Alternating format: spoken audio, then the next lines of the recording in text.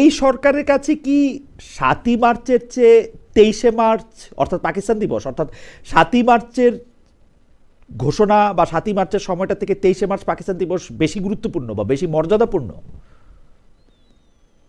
মানে কম্পেয়ারটা কেন করলাম? ৭ই মার্চের ভাষণ বাজানোর জন্য যারা কারাগারে ছিল তারা এখনো কারাগারে আছে। ২৩শে মার্চ যারা পাকিস্তান দিবসে আইসা একে গালাগালি তার গালাগালি খুব ব্যাপকভাবে খুব সুন্দর করে বললো, তাদের কিছু হয় নাই, তারা ভালোই আছে। আমার কোনো অসুবিধা নাই, আমি পাকিস্তান দিবস খুব জোরে সোরে পালিত হোক, আমার কোনো প্রবলেম নাই। আমার একজন বন্ধু ওই দিন বলতেছিল যে বাংলাদেশ পাকিস্তান খেলা হইতেছে, পাকিস্তানকে সমর্থন করতে যাচ্ছে একজন বাংলাদেশি কিরকম একটা লোক। আমি বলছি কোনো অসুবিধা নাই, জার্মানি আর ফ্রান্স খেলা হলে জার্মানির অনেকে ফ্রান্সকে সাপোর্ট করে, আই হ্যাভ নো প্রবলেম। কিন্তু ঘটনা হইতেছে সরকারের কাছে ৭ই মার্চের চেয়ে ২৩শে মার্চ গুরুত্বপূর্ণ বেশি কিনা, মানে পাকিস্তান দিবস বেশি গুরুত্বপূর্ণ কিনা। আচ্ছা, আমি বলি সরকারের কাছে মানে এক একটা ইতিহাসের একটা জায়গা আছে। ২৩শে মার্চ ছিল পাকিস্তান দিবস, তখন তো পাকিস্তান ছিল। পাকিস্তান সৃষ্টির ইতিহাসটা কি ছিল? লর্ড কেলেঙ্গা পাকিস্তান, ঝিঙ্কেলেঙ্গা পাকিস্তান, এবার পাকিস্তান আন্দোলন হলো। হিন্দু মুসলমান দুই জাতি তত্ত্বের ভিত্তিতে আমরা তো পাকিস্তানের অংশ ছিলাম, ওখানে পুরো পাকিস্তান, সেটা অস্বীকার করতে কোনো কারণ না, কোনো কারণ নাই। কিন্তু একটা পর্যায়ে কেন বা করবো, এটা ইতিহাস। তো ২৩শে মার্চ পাকিস্তানে পালিত হয়, এটা বাংলাদেশ তো আর পালিত হচ্ছে না, আমরা তাতে উৎসাহের তো কোনো কারণ নেই। আর আমরা পাকিস্তানের গর্ব থেকে আমরা নতুন বাংলাদেশ আমরা ছিনিয়ে আনলাম, সেটা হলো মূল ইতিহাস। এখন ৭ই মার্চের ভাষণ, এই ভাষণে তো আমি কোনো দেখি না। ৭ই মার্চের ভাষণে শেখ সাহেব বললেন যে আমি বারবার ইয়াকাকে বললাম। না না, আপনি তো সেই সময় ২৩ বছরের খুবই মানে কি বলে একটা টকবগে যুবক। তো আপনার ৭ই মার্চের মানে বাংলাদেশের মুক্তিযুদ্ধে অংশগ্রহণ বা বাংলাদেশের মুক্তিযুদ্ধে সাপোর্ট নিয়ে ৭ই মার্চের ভাষণ আপনাকে একটা প্রভাব বিস্তার করেছে কিনা? ৭ই মার্চের ভাষণ তো ছিল স্ববিরোধী, হইল স্ববিরোধী, অনেক কিছু স্ববিরোধী। আপনার আমার বক্তব্য স্ববিরোধী, মানুষ মাত্র স্ববিরোধী। আমার কথা না শুনলে আপনি বলবেন না। জি বলেন। ৭ই মার্চের ভাষণে কারো বক্তব্য ছিল আপনি স্বাধীনতার ঘোষণা দেন, শেখ সাহেবরা দেবেন না। উনি বললেন যে এবারের সংগ্রাম স্বাধীনতার সংগ্রাম। সংগ্রাম আর যুদ্ধ কিন্তু এক কথা। ৭ই মার্চের ভাষণে সংগ্রাম এবং যুদ্ধ এক না। সংগ্রাম দীর্ঘদিন ধরে সংগ্রাম চলছে, স্বাধীনতার সংগ্রাম, এটা সংগ্রাম।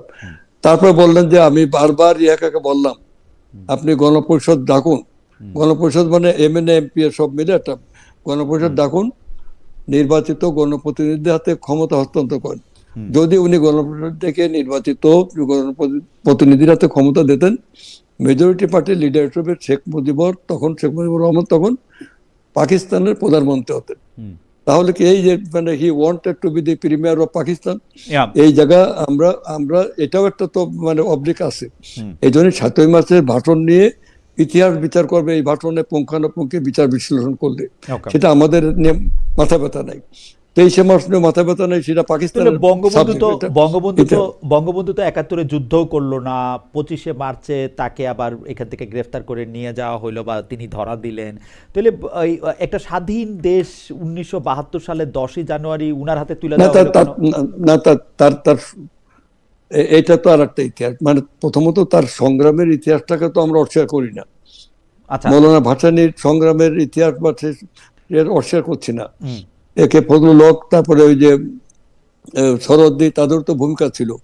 ৬৯-এর গণ আন্দোলন, আসাদের হত্যা, সেটা তো ছিল একদিনে তো আর মানে জুলাই আসে নাই, এই ইতিহাসটা তো আছে। তারপরে 18 বছরে যে আমাদের যে অসীম আত্মত্যাগ, হাজার হাজার মানুষকে গুম খুন মিথ্যা, এটা তো ছিল। এই ইতিহাসগুলোকে জায়গায় আমরা প্রতিস্থাপন করতে চাই।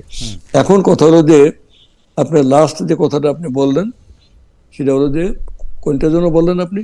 না, আমি বললাম যে তাহলে বঙ্গবন্ধুর হাতে পুরো বাংলাদেশটা তুলে দেওয়া হলো কেন? উনার তো আর কোনো পাকিস্তানের প্রধানমন্ত্রী হইতে চাইছিল এবং নানা কারণে আমার কাছে মনে হয় যে উনি কারণ হচ্ছে যে পাকিস্তান স্বীকৃতি দেওয়ার আগেই উনি পাকিস্তানের প্রধানমন্ত্রীকে ইন্ডিয়ার রক্তকে উপেক্ষা করে। না, এটা না। এটা হলো যে তখন যে MNA এবং MP 313 জন ছিল, MP 165 জন MNA, এরা ইলেক্টেড মানে ফ্রম আওয়ামী লীগ। আর ভুট্টো পিপলস পার্টি পশ্চিম পাকিস্তানের সেকেন্ড মেজরিটি, তার মানে মেজরিটি পার্টি ছিল এরা বাঙালি।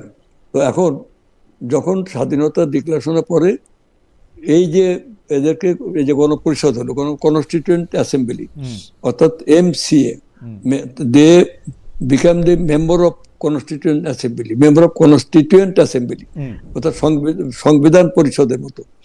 সেখানে এনে শেখ সাহেবকে, সৈয়দ নজরুল ইসলাম ছিল রাষ্ট্রপতি, তাজউদ্দিন শেখ প্রধানমন্ত্রী, এবং রাষ্ট্রপতি ছিল শেখ মুজিবুর রহমান, অস্থায়ী রাষ্ট্রপতি ছিল মানে সৈয়দ নজরুল ইসলাম। শেখ সাহেব এসে তখন আবার পার্লামেন্টারি সিস্টেমে চলে গেল। শেখ সাহেব তাজউদ্দিন শেখ প্রধানমন্ত্রী, পার্লামেন্টারি সিস্টেমে উনি প্রধানমন্ত্রী হলেন, মোহাম্মদ আলী হলো রাষ্ট্রপতি। এরপরে উনি মোহাম্মদ আলীকে সরাই দিয়ে উনি নিজে প্রধানমন্ত্রী হলেন, মোহাম্মদ আলীকে ল মিনিস্টার করলেন। সেটা ঠিক আছে, কিন্তু কথা হলো যে তাদের ব্যাপার, এটা নিয়ে আমরা তো বিতর্ক করছি না। আচ্ছা, এটা আওয়ামী লীগের ব্যাপার আপনি বলছেন। আচ্ছা ঠিক আছে, না আমি তো বিপ্লবী, আপনার কথার উত্তর দিই, সেখানে তো বিপ্লবী সরকার হয় নাই। যদি এমন হতো যে একটা বিপ্লবী সরকার হয়েছে, তাহলে শেখ সাহেবের দায়িত্ব না দিয়ে বিপ্লবী সরকার হাতে দায়িত্ব দিত। বিপ্লবী সরকার তো হয়নি, হয়েছে গণপরিষদের, এদের নিয়ে একটা সরকার ছিল। It is accepted by everybody. Okay.